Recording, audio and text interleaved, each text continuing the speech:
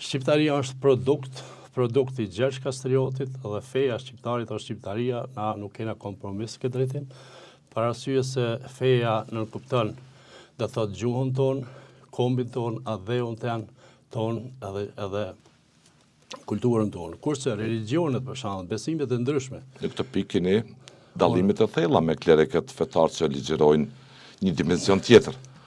Duhet mi verifiku këta imama që janë këta klerik të rejshëm, këta xhallar të rejshëm. Kush i rejshëm? Po këta janë të rejshëm se nuk kanë asnjë argument se këta flasin jashtë Koranit.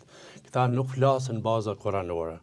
Dhe thot këtu fatkeqësia, dhe thot e besimit islam, që e kanë deviju komplet besimin islam, e kanë deviju në sekt politik, ku është i bot dame fatale kombit tonë.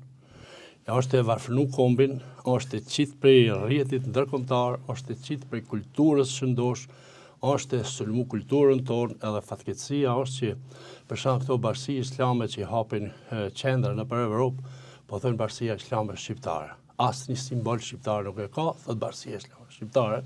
Këto duhet me ndalu me ligj, kjo nuk ban me ndodh, sepse ata janë përkundrazi, kishe për hir të besimit në Zot, ata ju revanshojnë dhe thot kombit dhe gjuhës tonë, kurse na e kena...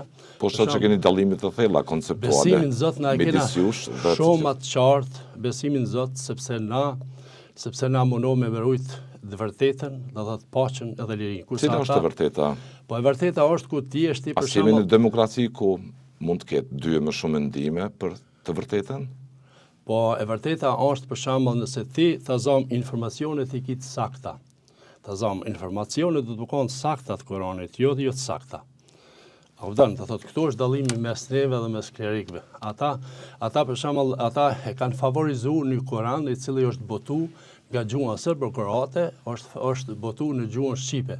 Kurse Korani origjinal për shembull, që s'kan mujt me studiu këta zotnit që janë si xhallar, aja bëhet për arkiva. Këto informacione neve ne ka dhënë imami shqiptarëve, Tim Shkupi, për arsye se ai me shpenzimet e vet ai ka harxhu kohë 40 vjet rreth analiza dhe studimit në arkiva kuranore. Kështu që Tim Shkupi është ai i cili e ka hap një dimension 3, dimension shumë i rëndësishëm, do thot, sepse ai shpjegon, ka shpjegime vetëm sakta mbi Koranin edhe mbi germet e Koranit. Ai thotë që është kod Korani, kod, do thot, shumë i rëndësishëm që ndërlidhet edhe me gjuhën shqipe, edhe ndërkohë thot një që se një gjuhën abramahike edhe shqipe nuk mundet me studiu Koranin.